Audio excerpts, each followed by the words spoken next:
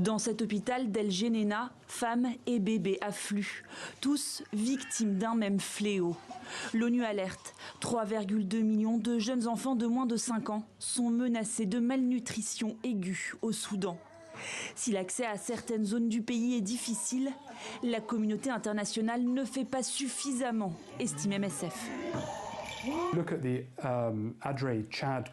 Regardons le point de passage à Dadré au Tchad en particulier. Depuis son ouverture en août, 5 camions par jour en moyenne franchissent cette frontière pour entrer au Darfour. Selon nos estimations, pour le seul camp de Zamzam, dans le nord du Tchad, il faudrait 400 camions par mois pour cet unique camp, sans parler des 10 millions d'habitants au Darfour.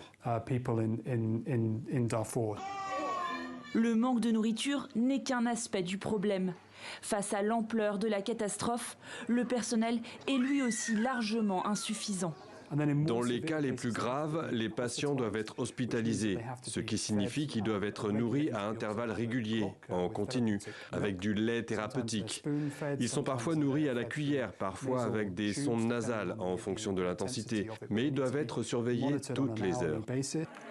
La faim utilisée comme arme de guerre dans le conflit qui dure depuis 20 mois au Darfour entre l'armée et les paramilitaires des FSR.